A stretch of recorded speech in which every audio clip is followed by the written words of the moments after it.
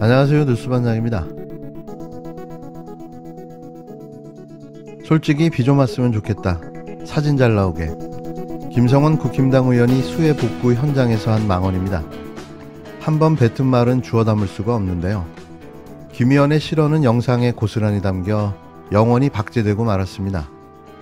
2022년에도 이런 국회의원이 있다는 사실이 역사로 남게 됐는데요. 또 안철수 의원은 정신노동만 하다 육체노동을 하니 힐링이 된다고 말한 것으로 알려져 또 다른 논란이 되고 있습니다. 이분은 자기 손가락이나 좀 확인했으면 합니다.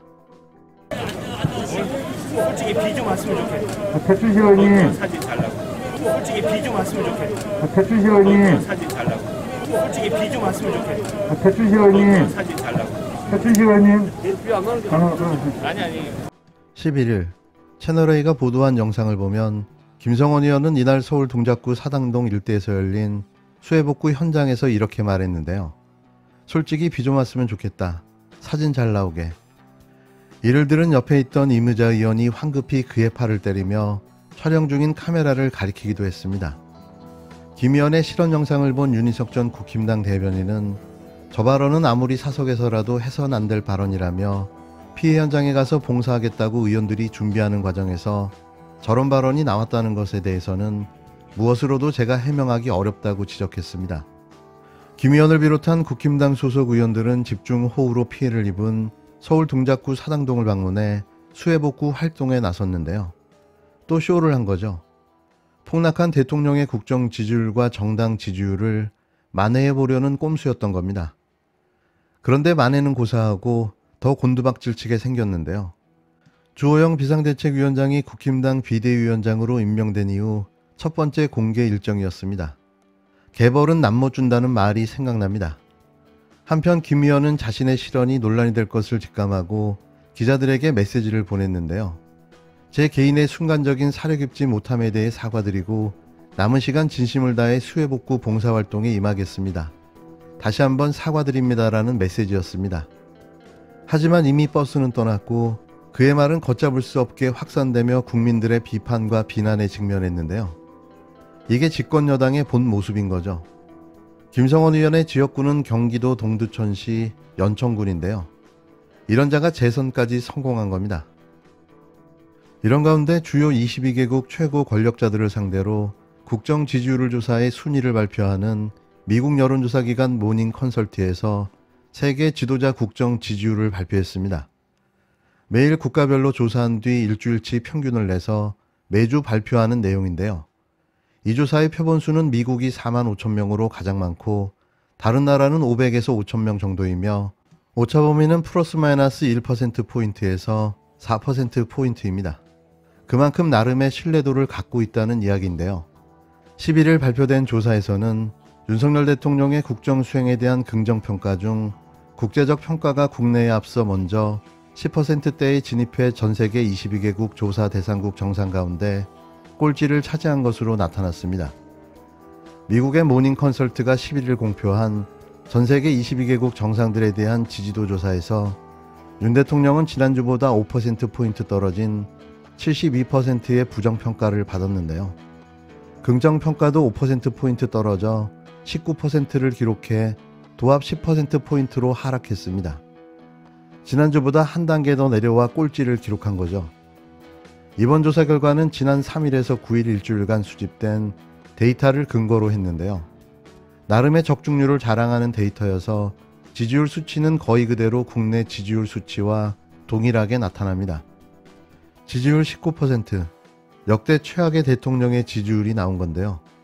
윤석열 대통령이 계속 무너져 내리고 있습니다. 뭐 하나 잘하는 게 없는데 이것도 과한 게 아닌가 싶은데요. 제발 이쯤에서 물러나주면 좋겠습니다. 국민적 비판이 컸던 소위 검수완박 입법으로 불리는 그 법률에 대한 시행령입니다.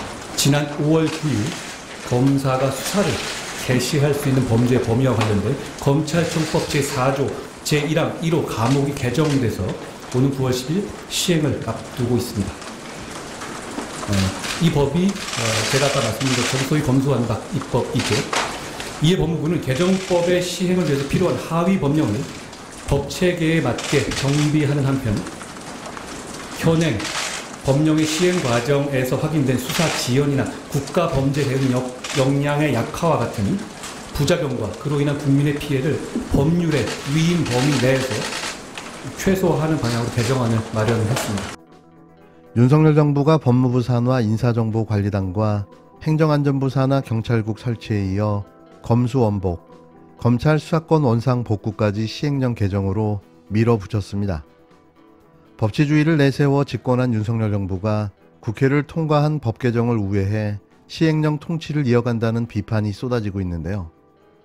한동훈 법무부 장관이 11일 발표한 대통령령, 검사의 수사 개시 범죄 범위에 관한 규정 개정은 상위법인 검찰수사권 축소법의 취지와 정면으로 충돌합니다.